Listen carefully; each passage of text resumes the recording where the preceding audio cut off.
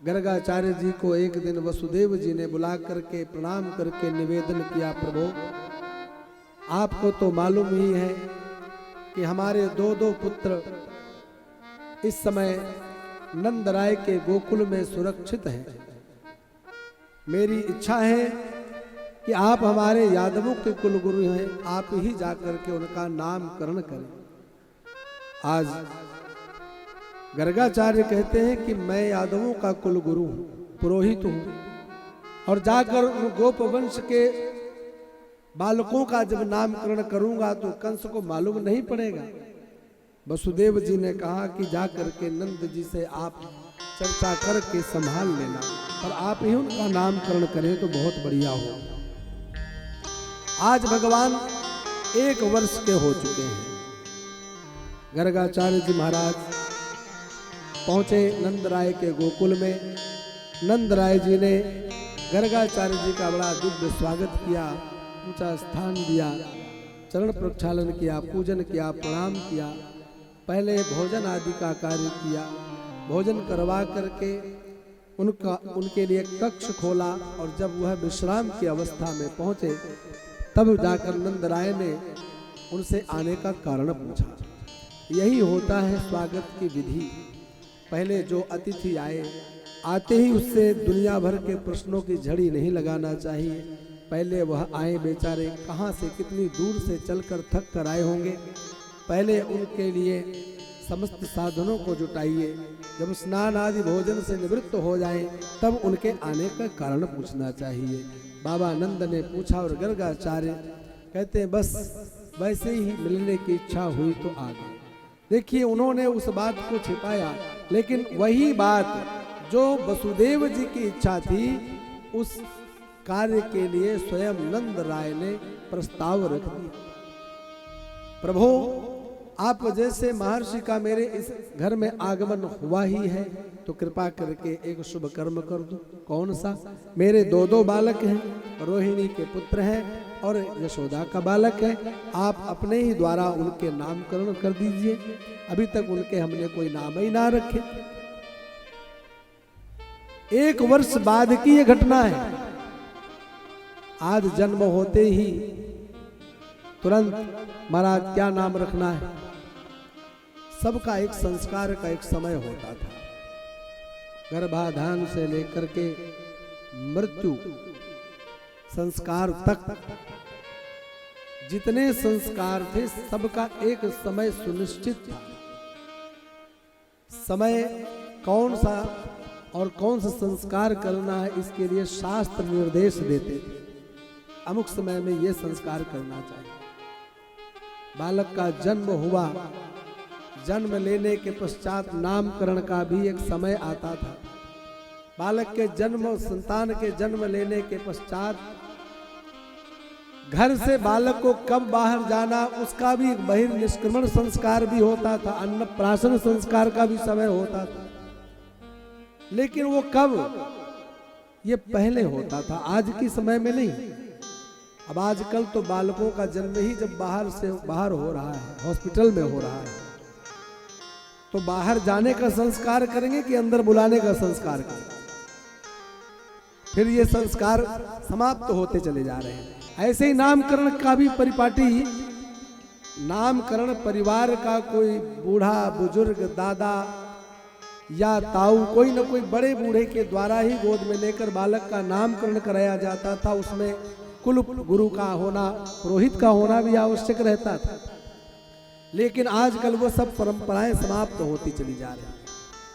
आज गर्गाचार्य कहते हैं कि नंद, तुमने अपने बच्चों के नामकरण के लिए जो निवेदन किया, यह बताओ, मैं यादवों का पुरोहित हूं और तुम्हारे बच्चों का नामकरण करूंगा, और कहीं ये खबर राजा कंस को लग गई, फिर क्या होगा?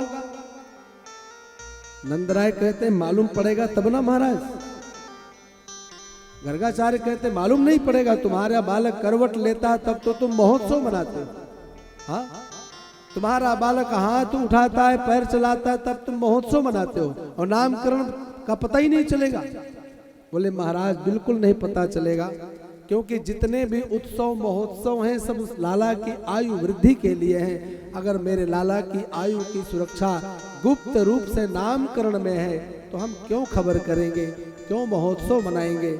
आप तो तैयारी कीजिए, किसी को कानों कान खबर नहीं लगेगी। इधर जब से रोहिणी मैया के द्वारा यशोदा मैया ने सुना था कि गर्गाचार्य बड़े अंतर्यामी हैं, बड़े विद्वान हैं, सब कुछ आगे पीछे का जानते हैं, बहुत बड़े भविष्यवक्ता हैं, तब से उनके मन में एक धारणा थी कि इनके गुरुदेव को जरूर देखूंगी, ये कैसे है। और उन्होंने जाकर गौशाला में विपरीत बालकों को गोद में लेकर के बैठ गई। रोहिणी पुत्र बलराम को गोद में लेकर यशोदा मैया बैठी। यशोदानंदन भगवान कृष्ण को गोद में लेकर के रोहिणी मैया बैठ गई और आज नामकरण प्रारंभ हुआ। जैसे ही प्रारंभ हुआ, गर्गाचार्य ने देखा रोहिणी पुत्र को यशोदा के गोद में जो बैठे हैं, उन्होंने तुरंत कहा, अरे मैया तेरी गोद में जो लाला बैठो है ना, ये निश्चित रूप से रोहिणी के पुत्र हैं। अयम ही रोहिणी पुत्रो रमयन सुहृदो गुणैहि आख्यास्यते राम इति बलाधिक्यात् बलम विदुः। ये छोरा आगे चल के बहुत बलवान निकलेगा। हम जाको नाम बलराम रख रहे हैं और कछु याते संकर्षण भी कहा करेंगे, कछु याते राम भी कहा करेंगे, कछु याते बल भी कहेंगे, दाऊ भी कहेंगे, अनेक नाम इनके स्वरूप स्वभाव के अनुसार रखे जाएंगे। पूरे गोकुल में, पूरे ब्रजवासियों के बीच में ये न्याय प्रिय माने जाएंगे। कोई भी बात होगी सर्वप्रथम आकर के इनके पास ही लोग निपटारा किया करेंगे।